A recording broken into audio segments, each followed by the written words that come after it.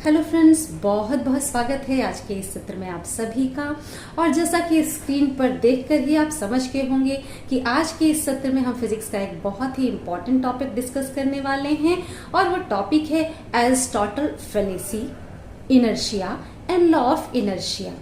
अरस्तु की भ्रांति, जड़त्व और जड़त्व का नियम। जब भी आप मोशन यानी गति को स्टडी करेंगे तो इन सब चीजों की जानकारी होना बहुत आवश्यक हो जाता है। तो आइए बिना डिले किए हुए स्टार्ट करते हैं आज का डिस्कशन। कहना चाहूंगी कि अंत तक वीडियो में बने रहिएगा हमारे साथ, जिससे आप सारी जानकारी सबसे आसान तरीके से ले सकें। और एक बात और कि अगर ये वीडियो आपके लिए हेल्पफुल होता है तो फ्रेंड्स वीडियो को लाइक करना और चैनल को सब्सक्राइब करना बिल्कुल भी ना भूलें। आइए स्टार्ट करते हैं आज का डिस्कशन। तो फ्रेंड्स, इस सीरीज में हम सबसे पहले आते हैं एरिस्टोटल्स फैलेसी पर, जिसे हम एरिस्टोटेलियन लॉ ऑफ मोशन भी कहते हैं, यानी कि अरस्तु की भ्रांति। एरिस्टोटेलियन फेलेसी को ही हम कहते हैं अरस्तु की भ्रांति। इसे फेलेसी या भ्रांति क्यों कहते हैं?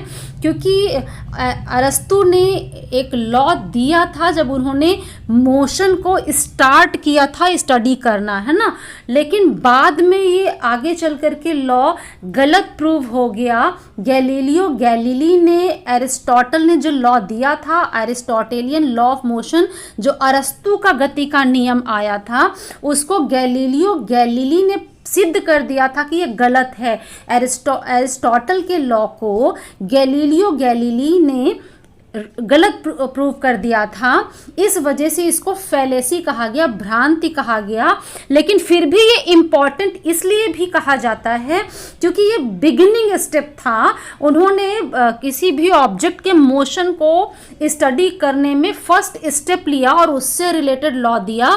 बाद में इसी फील्ड में और ज़्यादा स्टडी करके जो आज के टाइम पर एक्सेप्टेड लॉ हैं वो आए, जिसे आप लॉ ऑफ इनर्शिया कहेंगे, जो गैलीलियो गैलीली ने एरिस्टोटेलियन लॉ ऑफ मोशन को मॉडिफाई किया। अरस्तु के जो गति का नियम था उसको और ज़्यादा सही तरीके से रखा गैलीलियो गैलीली ने, और उसी लॉ को जो गैलीलियो ने दिया था उसे लॉ ऑफ इनर्शिया यानी जड़त्व का नियम, या जो न्यूटन का फर्स्ट लॉ है ना, न्यूटन का गति विषयक प्रथम नियम जो है, Newton's first law of motion, वो आपके पास आया। यानी कि एरिस्टोटल का जो लॉ था उसमें कमी थी, उसको सही किया, एरिस्टोटल के लॉ को गलत सिद्ध किया, फिर उसको मॉडिफाइड फॉर्म में सही करके गैलीलियो गैलीली ने जो लॉ दिया वो बना लॉ ऑफ इनर्शिया यानी जड़त्व का नियम। और जो लॉ ऑफ इनर्शिया है वही है, सेम वही है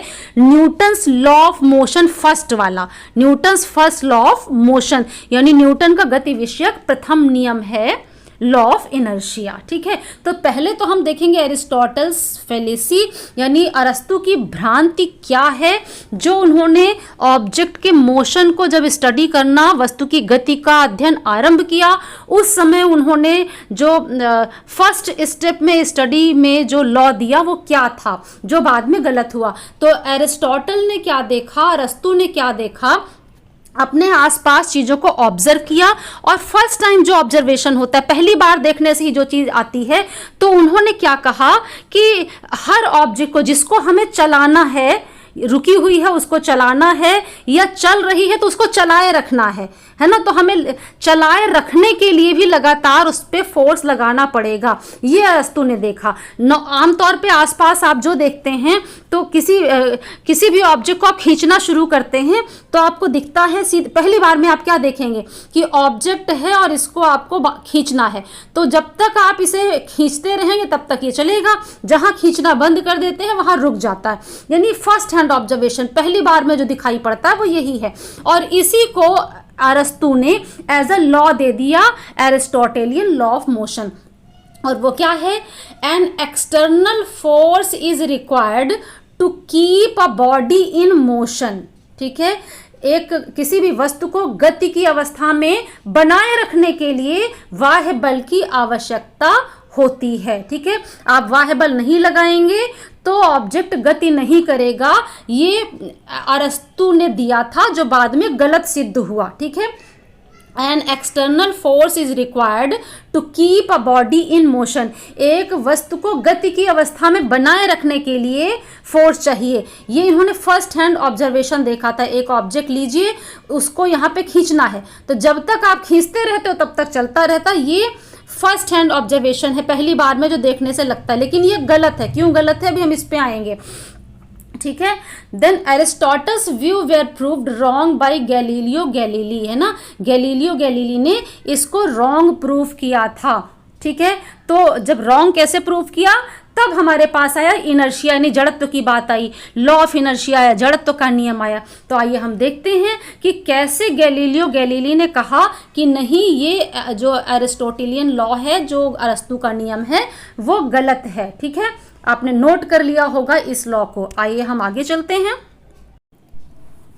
फिर एरिस्टोटल के बाद, अरस्तु के बाद, जब उन्हीं चीज़ों को गैलीलियो गैलीली ने स्टडी करना शुरू किया और फिर कई सारे उन्होंने एक्सपेरिमेंट रिपीट किए। आइए यहाँ एक एक्सपेरिमेंट की हम बात करते हैं।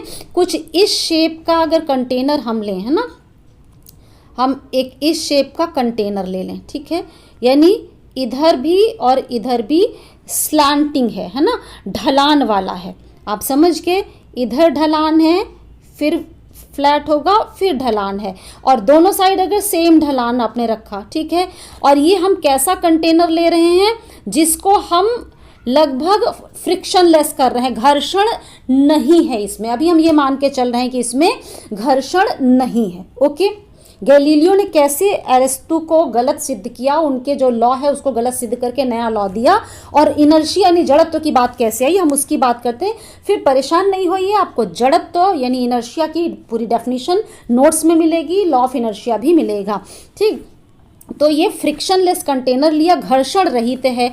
अब उन्होंने क्या किया, अगर एक किसी ऑब्जेक्ट को यहाँ पे हम रिलीज करें, यहाँ से छोड़ते हैं, तो ये ऑब्जेक्ट यहाँ जाएगा और आप देखते हैं यहाँ से जाके फिर इधर चढ़ जाता है, ठीक है।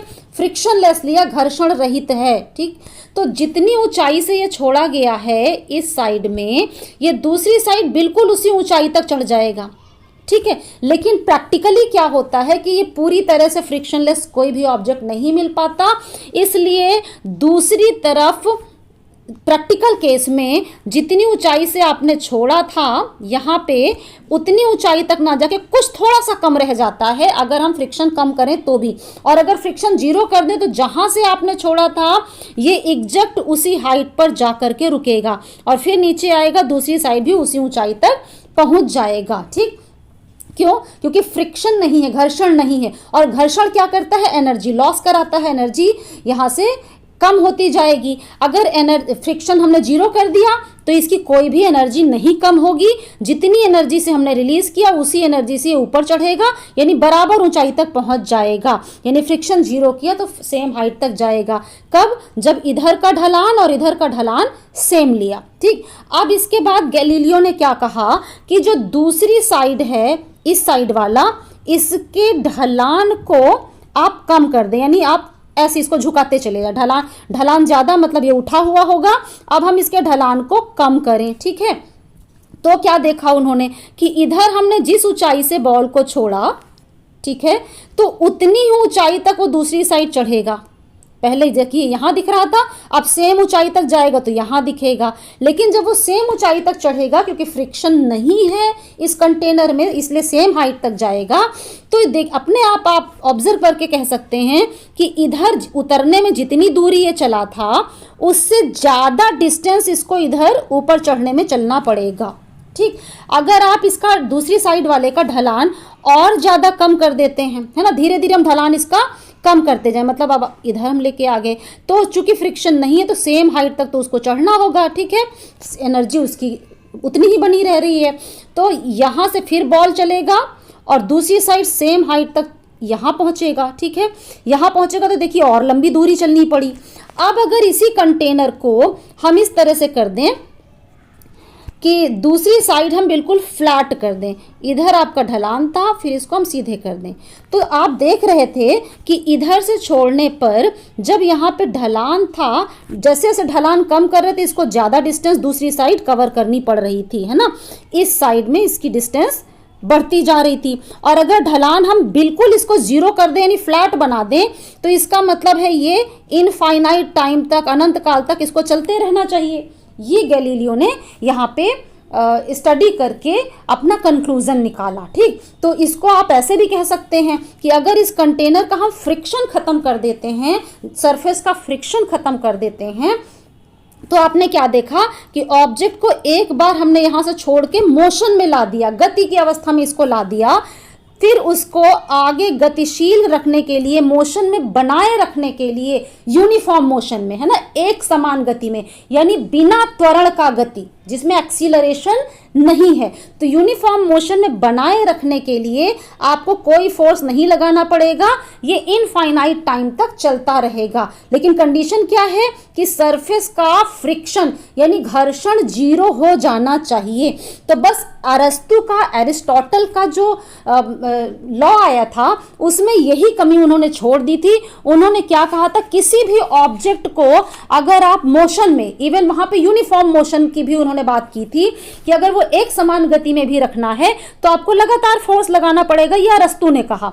लेकिन उनका जो कॉमन ऑब्जर्वेशन था उसके बेस पे था। फिर गैलीलियो गैलीली ने क्या कहा कि नहीं, ऑब्जेक्ट को अगर यूनिफॉर्म मोशन, एक समान गति में रखना है, बनाए रखना है, तो इसमें बनाए रखने के लिए किसी फोर्स की जरूरत नहीं है, अपने आप वो एक समान गति में बना रहेगा।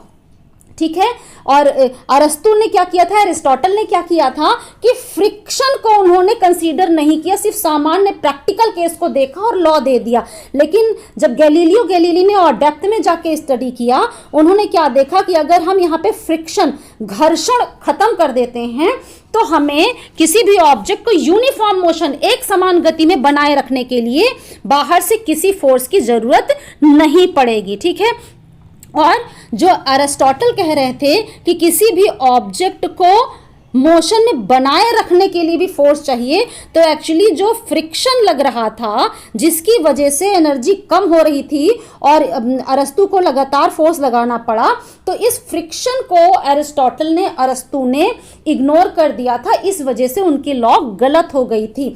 तो गैलीलियो ने जो फ्रिक्शन है उसको कंसीडर किया और ये देखा कि अगर हम ये फ्रिक्शन खत्म कर दें तो यूनिफॉर्म मोशन, एक समान गति में बनाए रखने के लिए किसी भी एक्सटर्नल फोर्स की जरूरत नहीं पड़ेगी। ठीक है, और इसके आगे जब स्टडी किया तो गैलीलियो ने क्या बताया कि अगर ऑब्जेक्ट की जो मोशन है उस मोशन में कोई चेंज लाना चाह रहे हैं, कोई परिवर्तन लाना चाह रहे हैं, जैसे उसकी आप वेलोसिटी बढ़ाना या घटाना चाहें, उसके डायरेक्शन को बदलना चाहें, ऑब्जेक्ट रेस्ट पे है तो हम उसे मोशन में लाना चाहें, या मोशन में है तो हम उसे रेस्ट में लाना चाहें, यानी मोशन या रेस्ट की कंडीशन में किसी भी तरीके का जब चेंज करने की आप कोशिश करोगे, परिवर्तन करने की कोशिश करोगे, तभी हमें एक्सटर्नल फोर्स की जरूरत पड़ेगी।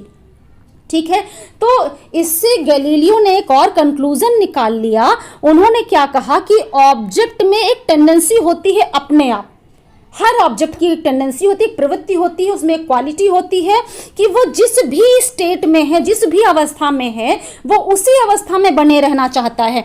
अगर वो रेस्ट में है, अगर ऑब्जेक्ट हमारा रेस्ट में है तो वो हमेशा रेस्ट पे रहना चाहता है। ठीक है, अगर वो यूनिफॉर्म मोशन में है यानी एक समान गति में है, एक समान का मतलब विदाउट एक्सीलरेशन, बिना त्वरण, यूनिफॉर्म मोशन में है तो वो यूनिफॉर्म मोशन में एक ही डायरेक्शन में, सेम डायरेक्शन में चलते रहना चाहेगा। ठीक है, ये हर ऑब्जेक्ट की टेंडेंसी होती है कि वो इन चीज़ों में रहना चाहता है। और इस टेंडेंसी को अगर उसको रेस्ट को चेंज करना चाहें यानी मोशन में लाना चाहें, यूनिफॉर्म मोशन को बदलना चाहें यानी उसमें एक्सीलरेशन हम देना चाहें, या हम उसके डायरेक्शन ऑफ मोशन को बदलना चाहें, तो हमें एक्सटर्नल फोर्स लगाना पड़ेगा, क्योंकि उस ऑब्जेक्ट की जो नेचुरल टेंडेंसी है उससे अलग आप काम ले रहे हैं। ठीक है, ऑब्जेक्ट जहां है, रेस्ट पे है तो रेस्ट में, यूनिफॉर्म मोशन में है तो यूनिफॉर्म मोशन में, सेम डायरेक्शन में चल रहा है तो सेम उसी डायरेक्शन में रहना चाहता है। ऑब्जेक्ट की ये टेंडेंसी कि वो जहां है उसी अवस्था में रहना चाहता है, और किसी भी चेंज को अपोज करता है, उसमें आप कोई चेंज करना चाहेंगे उसका विरोध करता है, विरोध करता है, इसीलिए आप फोर्स लगाकर, बल लगाकर, वाहे बल लगाकर उसको चेंज करते हैं। अगर वो विरोध ना करता तो आपको एक्सटर्नल फोर्स लगाने की जरूरत ही नहीं पड़ती है, ठीक है। तो ऑब्जेक्ट चेंज को अपोज करता है, परिवर्तन का विरोध करता है। तो किसी भी ऑब्जेक्ट की ये जो प्रॉपर्टी है, जो टेंडेंसी है कि वो अपने में होने वाले किसी चेंज को अपोज करता है, परिवर्तन का विरोध करता है, उसकी टेंडेंसी को, उसी प्रवृत्ति को आप क्या कहते हैं? इनर्शिया कहते हैं, ठीक है। इनर्शिया यानी कि जड़त्व, ठीक है। इनर्शिया यानी कि उसे आप जड़त्व कहते हैं, ठीक है। और इसी को हम लॉ के रूप में रिप्रेजेंट करते हैं कि ऑब्जेक्ट तब तक अपनी रेस्ट में या यूनिफॉर्म मोशन की कंडीशन में, सेम डायरेक्शन में बना रहेगा जब तक कि उस पर कोई एक्सटर्नल फोर्स लगाकर, बाह्य बल लगा करके हम उसे परिवर्तन करने के लिए बाध्य नहीं कर देते हैं, तब तक वो उसी कंडीशन में रहेगा। जब इसी बात को हम ऐसे लॉ के फॉर्म में लिखते हैं तो वो लॉ ऑफ इनर्शिया हो जाता है। और साथ ही फ्रेंड्स एक चीज और बता दें कि ये जो इनर्शिया है ये 3 तरीके के होते हैं। अभी हम नोट्स में चलकर डिस्कस करेंगे, आपको फुल नोट्स भी देंगे। और ये भी बात कि किसी भी ऑब्जेक्ट का जो इनर्शिया है, जड़त्व है, जड़त्व क्या कि उसकी अपनी अवस्था परिवर्तन का विरोध करने की, है ना, the tendency of the body to oppose और resist any change that we produce in it, है ना। किसी ऑब्जेक्ट में जो हम चेंज प्रोड्यूस करते हैं उसको रजिस्ट करने की, उसका विरोध करने की जो उसकी टेंडेंसी है उसको इनर्शिया कहते हैं। तो इसका मेजरमेंट कहाँ से होता है? हम कैसे जाने कि इस ऑब्जेक्ट में कितनी ज्यादा इनर्शिया है, यानी वो परिवर्तन का कितना ज्यादा विरोध कर पाएगा, कितना रजिस्ट कर पाएगा चेंज को। तो ये ऑब्जर्व किया गया कि किसी भी ऑब्जेक्ट का मास, है ना, जो द्रव्यमान है, मास यानी कि द्रव्यमान, वो इनर्शिया का मेजरमेंट होता है। Greater the mass greater the inertia, जितना ज्यादा द्रव्यमान होगा उतना ज्यादा उसमें इनर्शिया होगा। तो आइए नोट्स पर आ जाओ। तो एरिस्टोटल्स फैलेसी आपने देख लिया, समझ लिया कि इन्होंने क्या कहा कि किसी भी बॉडी को मोशन में रखने के लिए एक्सटर्नल फोर्स की जरूरत होती है ना। यहाँ इन्होंने यूनिफॉर्म नॉन यूनिफॉर्म की बात नहीं की, जबकि बाद में जब ऑब्जर्व किया, गैलीलियो गैलीली ने ऑब्जर्व किया तो उन्होंने क्या देखा कि यूनिफॉर्म मोशन में बनाए रखने के लिए ऑब्जेक्ट को किसी भी तरीके के एक्सटर्नल फोर्स की जरूरत नहीं है। यानी ये वाला लॉ जो अरिस्टो ने दिया था, एरिस्टोटल फैलेसी के नाम से जो जाना जाता है, एरिस्टोटेलियन लॉ ऑफ मोशन है, वो गलत सिद्ध हो गया। और फिर आया लॉ ऑफ इनर्शिया, जो अभी हमने डिस्कस भी किया, आगे नोट्स भी हैं। लेकिन पहले आप देख लीजिए कि इनर्शिया क्या है, क्योंकि हम लोगों ने इनर्शिया भी डिस्कस किया। जब लॉ ऑफ इनर्शिया पे चल रहे हैं तो उसके पहले हमें पता होना चाहिए कि इनर्शिया क्या है, जड़त्व क्या है, ठीक है। जो अभी मैंने बताया भी उसका नोट्स है यहाँ पर। Inertia means resistance to change. Object में आप कोई परिवर्तन करना चाहते हैं, चेंज करना चाहते हैं, उस चेंज का रजिस्ट करने की जो टेंडेंसी है ऑब्जेक्ट की, उसको कहते हैं इनर्शिया, ठीक है, अर्थात परिवर्तन का विरोध, ठीक। The inherent property of a material body by virtue of which it cannot change by itself, है ना, its state of rest or of uniform motion in a straight line is called inertia। Object की वो property जिसके कारण ये स्वयं से, यानी बिना किसी एक्सटर्नल फोर्स लगाए हुए, ये अपने आप अपनी स्टेट में परिवर्तन नहीं होने देगा, चेंज नहीं होने देगा, उसी प्रॉपर्टी को कहते हैं इनर्शिया। भौतिक वस्तु का आंतरिक गुण जिसके द्वारा वह स्वयं अपनी विरामावस्था या सीधी रेखा में एक समान गति की अवस्था में परिवर्तन नहीं कर सकता, जड़त्व कहलाता है। तो अपने आप का क्या, जिसके द्वारा वह स्वयं का मतलब क्या है? अगर हम एक्सटर्नल फोर्स लगाएंगे तो चेंज होगा, अपने आप नहीं होगा। ऑब्जेक्ट जिस अवस्था में है उसी अवस्था में बना रहता है। तो ऑब्जेक्ट की अपनी अवस्था को बनाए रखने की जो प्रवृत्ति है वो इनर्शिया है, या जो हम परिवर्तन कर रहे हैं उसका विरोध करने की जो प्रवृत्ति है, रेजिस्टेंस टू चेंज जो है, दैट इज द इनर्शिया, ठीक है। तो यहाँ हम 3 तरीके की बात कर रहे हैं, 3 तरीके की inertia. Inertia of rest inertia of motion, inertia of direction, विराम का जड़त्व, गति का जड़त्व, दिशा का जड़त्व। तो डेफिनेशन से ही समझ गए आप ऑब्जेक्ट की टेंडेंसी क्या होती है, वो जिस स्टेट में है, रेस्ट में है तो वो रेस्ट में ही रहना चाहेगा। तो ऑब्जेक्ट की अपनी रेस्ट की कंडीशन में बने रहने की जो टेंडेंसी होती है वो इनर्शिया ऑफ रेस्ट बताई जाती है। ठीक है, the tendency of a body to remain in its position of rest is called inertia of rest. किसी वस्तु की इसके विरामावस्था में बने रहने की प्रवृत्ति विराम का जड़त्व कहलाता है। और अगर ऑब्जेक्ट यूनिफॉर्म मोशन में है, एक समान गति की अवस्था में है, तो वो उसी स्ट्रेट लाइन में यूनिफॉर्म मोशन में बना रहना चाहता है।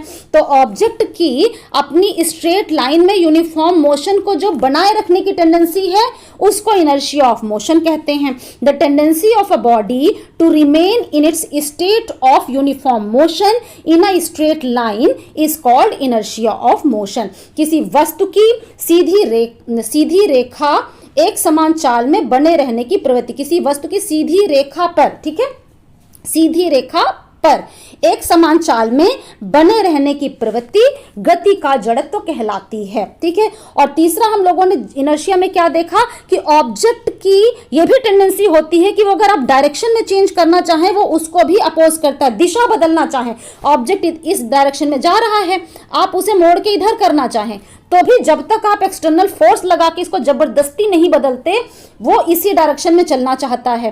तो यानी कि वो डायरेक्शन चेंज का भी अपोज करता है। तो ऑब्जेक्ट की वो टेंडेंसी जिसकी वजह से वो उसमें होने वाले डायरेक्शन के चेंज का अपोज करता है, अपने आप डायरेक्शन भी नहीं बदलता उसमें बिना फोर्स लगाए, तो इस टेंडेंसी को कहते हैं इनर्शिया ऑफ डायरेक्शन, यानी दिशा का जड़त्व। The inability of a body, इसको हम इस तरह से भी लिख सकते हैं, the inability of a body to change by itself its direction of motion is called inertia of direction। यानी ऑब्जेक्ट इनेबल होता है कि बिना किसी कि अपने आप वो डायरेक्शन बदल ले, उसमें ये कैपेसिटी नहीं होती कि अपने आप डायरेक्शन बदल ले जब तक आप फोर्स ना लगाएं। तो ये थर्ड टाइप हो गया इनर्शिया का, इनर्शिया ऑफ डायरेक्शन। और अब आप आते हैं लॉ ऑफ इनर्शिया पर। ठीक है, लॉ ऑफ इनर्शिया आप अब समझ सकते हैं जब आप इनर्शिया समझ लिए हैं। इससे पहले एक चीज बता दूं जो बता भी चुकी हूं कि what is the measure of inertia. तो मेजर ऑफ इनर्शिया, जड़त्व की माप क्या है, मास, द्रव्यमान। Mass of a body is the measure of its inertia, more the mass more is the inertia. किसी वस्तु का द्रव्यमान इसके जड़त्व की माप है, द्रव्यमान अधिक होगा तो जड़त्व अधिक होगा। ठीक है, तो लॉ ऑफ इनर्शिया क्या कहेगा friends, every body continues in its state of rest और of uniform motion in a straight line unless it is compelled by some external force to change that state. ठीक है, प्रत्येक वस्तु अपनी विरामावस्था या एक समान गति की अवस्था में बनी रहती है जब तक किसी बाह्य बल के द्वारा उसका अवस्था परिवर्तन हेतु उसे बाध्य ना किया जाए। ठीक है, और इसी को हम न्यूटन का फर्स्ट लॉ कहते हैं फ्रेंड्स। न्यूटन का पहला नियम है ये। न्यूटन ने 3 लॉज दिए, उनमें से पहला नियम है ये जो अभी आपने देखा यहाँ पर। ठीक है, और इसी को, जो न्यूटन का फर्स्ट लॉ है, इसी को हम कहते हैं जड़त्व का नियम। तो फ्रेंड्स, आज के वीडियो में आपने Aristotle fallacy, inertia and law of inertia देखा। आज के वीडियो में हम इतना ही देखेंगे। आगे की जानकारी के लिए आगे के वीडियोस में मेरे साथ बने रहिएगा। आज के वीडियो में अंत तक हमारे साथ बने रहने के लिए बहुत बहुत धन्यवाद। Thank you.